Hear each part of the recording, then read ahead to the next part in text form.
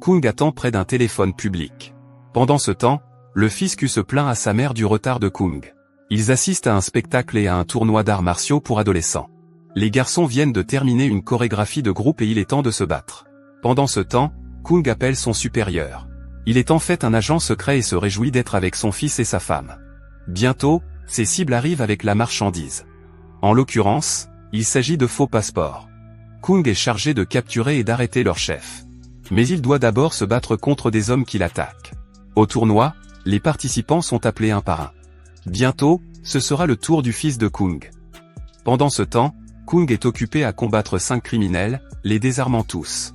Il parvient même à emballer littéralement leur chef dans un sac et à le mettre à l'arrière de sa bicyclette. Il se dirige ensuite vers son fils. Il arrive juste à temps, car Q monte sur scène et fait une belle démonstration de Kung Fu. Kung apporte le sac contenant le criminel dans la salle et bientôt les méchants le repèrent. Un combat s'engage, au cours duquel Kung prend toujours le dessus sur ses assaillants. Q termine sa démonstration et c'est alors qu'un bandit tombe du toit de la salle. Le fils de Kung sent que son père est en difficulté et se porte immédiatement à son secours. Il désarme facilement l'assaillant tombé et, peu après, la police arrive et arrête tous les criminels. À la maison, le père et le fils se détendent ensemble en se brossant les dents et, bientôt, c'est l'heure de l'exercice de respiration du dragon. Ils plongent tous deux leur visage dans l'eau pour savoir qui résistera le plus longtemps. La femme de Kung attire leur attention et rappelle à son mari qu'il a rendez-vous avec son fils à 6 heures. Q recevra une plaque du maire en personne pour ses talents en arts martiaux. Ils montent tous dans un bus public bondé et Kung donne une montre à son fils. Lorsqu'ils rentrent chez eux, la police est déjà là et Kung est arrêté. Il s'agit d'une fausse arrestation, dont sa femme et son fils ne sont même pas au courant. Le soir même, au quartier général, son supérieur lui annonce qu'il doit à nouveau travailler sous couverture. Darky fait partie d'un gang criminel et c'est la carte de visite de Kung pour infiltrer et arrêter le chef. Kung se plaint de l'état de santé de sa femme, mais son supérieur le rassure. Kung réussit à s'enfuir avec Darky dans la nuit, poursuivi par des policiers et des chiens de garde. Kung décide de faire diversion en se rendant d'abord chez lui et lorsqu'il arrive, sa femme est malade dans son lit. Q fait ses devoirs et Kung attire son attention. Il dit à son fils qu'il sera absent pendant un certain temps et que le petit garçon doit s'occuper de sa mère. Les deux se séparent tristement tandis que Q ne peut rien faire d'autre que regarder. Kung finit par se rendre à Hong Kong, où se trouve le repère des criminels. Kung se retrouve bientôt au cœur de l'action lorsque Bo, un parrain du crime, dévoile son intention d'acheter du matériel pour fabriquer des bombes sans payer les vendeurs. Or, c'est Kung qui propose le meilleur plan. Selon lui, l'un d'entre eux peut se présenter avec un gilet explosif, ce qui suffira à effrayer les vendeurs, qui abandonneront alors leurs marchandises. Le point de rencontre est donc un restaurant chic. Par coïncidence, les inspecteurs Fan et Chang s'y retrouvent également. C'est alors que Bo arrive avec l'argent nécessaire à la fabrication de la bombe. Ces trafiquants sont à l'étage du même restaurant et ne tardent pas à le rattraper. À l'extérieur, Darky attend un signal pour emporter la marchandise et, lorsqu'il apparaît que l'argent a été échangé, il part avec la bombe.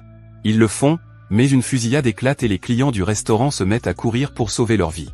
Alors que la situation commence à échapper à tout contrôle, Kung révèle son gilet piégé et il y a un bref moment de silence.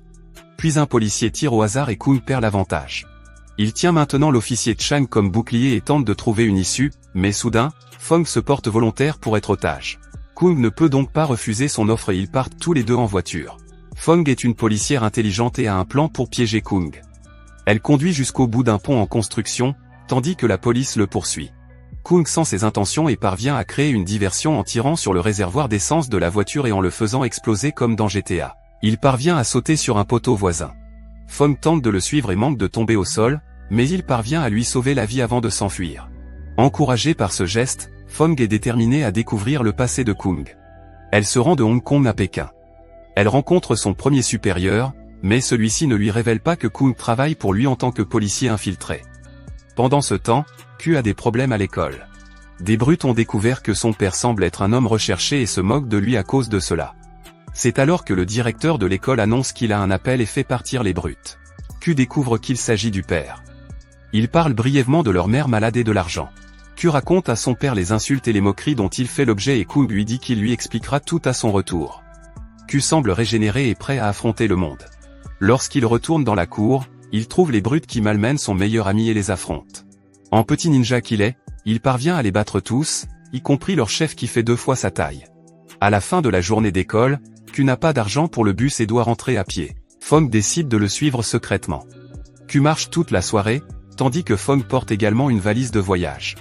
Lorsqu'ils arrivent à la maison, elle est épuisée et fait un commentaire bruyant sur la force du petit Q. Elle est ici pour infiltrer la petite famille de Kung et se faire passer pour une parente. Alors qu'ils discutent dans la maison, Q lit une lettre récente de son père Kung. Ce geste fait naître quelques doutes dans l'esprit de Fong. Cette nuit-là, Fong se faufile dans la chambre de Q et trouve d'autres lettres de l'homme.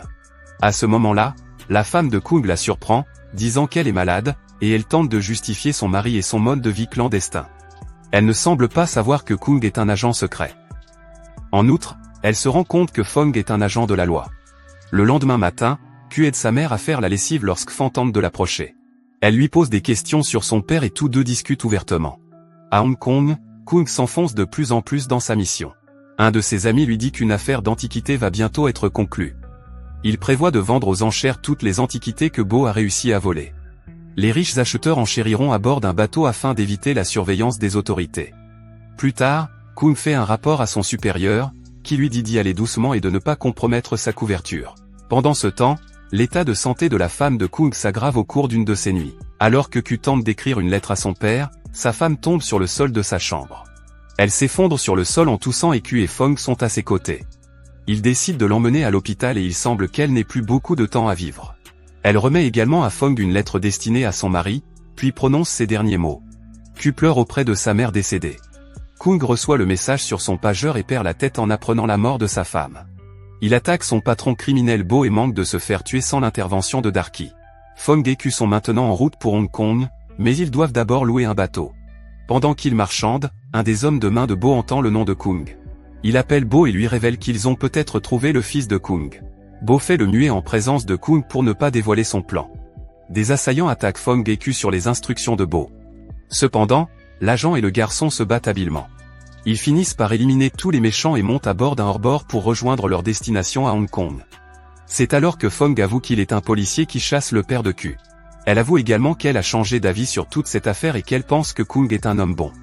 Le lendemain matin, les photos de Q sont publiées dans les journaux et Fong se précipite chez son collègue Chang pour se plaindre.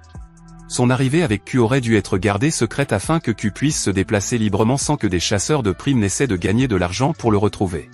Pendant ce temps, Q appelle son père et ils discutent brièvement. Plus tard, il voit à la télévision les nouvelles qui le concernent. Q pense que Fong l'a dénoncé et il quitte son appartement en pensant qu'il ne peut plus lui faire confiance. Fong revient juste au moment où Kung s'apprête à retrouver son fils. Alors que Fong entre dans son appartement, Kung se faufile par la fenêtre et ils s'affrontent. Cependant, il découvre que Q a quitté l'appartement et qu'il erre dans la ville, mais Bo le trouve et l'emmène avec des mots convaincants. Plus tard, Darky entre dans la pièce avec des repas à emporter et les distribue aux hommes. Q prend également le sien et, alors qu'ils mangent tous, Kung entre. Au début, il fait semblant de ne pas connaître Q et doit continuer à le faire pour sa propre sécurité. Même lorsque Bo lui pose directement la question, il nie, disant que Kung est un nom très populaire ici et qu'il n'a pas d'enfant. Mais Bo s'en prend alors à Q et Kung doit faire preuve d'une grande maîtrise de soi pour se retenir. Au moment où Bo s'apprête à tuer Q, Kung intervient pour le faire lui-même et chuchote à son fils de faire le souffle du dragon qu'il a toujours pratiqué. Q s'exécute et fait semblant d'être mort. Il est ensuite mis dans un sac poubelle et jeté à la poubelle. Kung suggère qu'ils aillent tous à une fête afin de trouver une excuse pour sauver son fils.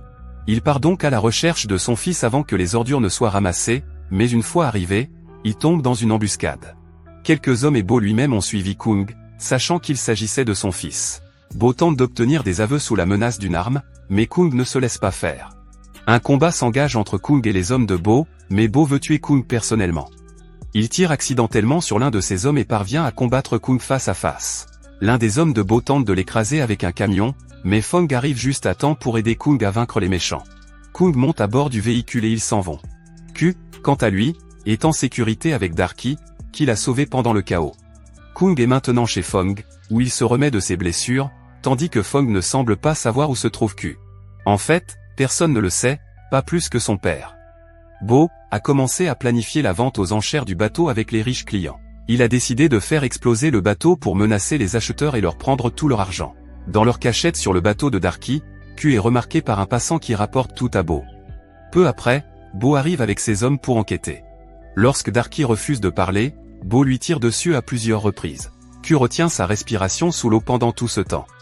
Lorsque les méchants s'en vont, Q remonte à la surface avec Darky. L'homme lui donne une clé magnétique et son beeper avant de succomber à ses blessures. Q appelle alors son père et, tandis que Fong s'occupe de Chang, Kung sort par la fenêtre. Bo met en place un système de caméra pour surveiller le bateau où se déroule la vente aux enchères et surtout pour garder un œil sur les bombes qu'il a posées. Alors qu'il quitte le commando, Q intervient et neutralise la personne qui contrôle les caméras. Il transmet ensuite l'information à son père qui s'est infiltré sur le bateau. Il dirige le père et ils parviennent à désamorcer 5 bombes avant que la batterie du téléphone ne s'épuise. L'emplacement exact de la dernière bombe est laissé en suspens alors que la vente aux enchères commence. Bo annonce à tous les acheteurs que leur vie est entre ses mains et il le prouve en faisant exploser une bombe de poche placée sur lit. Les acheteurs sont pris de panique. Rapidement, Kung est remarqué par Bo et lui annonce que ces bombes ont été désamorcées.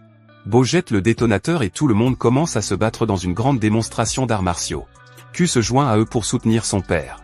Le combat se poursuit et, à un moment donné, Bo met la main sur le détonateur, faisant exploser la dernière bombe. Kung et son fils sont choqués par l'explosion, mais Fong arrive. Elle tire sur Bo, mais celui-ci s'empare de Q. Il commence à l'étrangler et Q fait à nouveau appel à son souffle de dragon, ce qui permet à Kung de bien voir Bo et de le tuer une fois pour toutes. Ensuite, un hélicoptère emmène tout le monde en sécurité et l'histoire s'arrête là. Merci d'avoir regardé.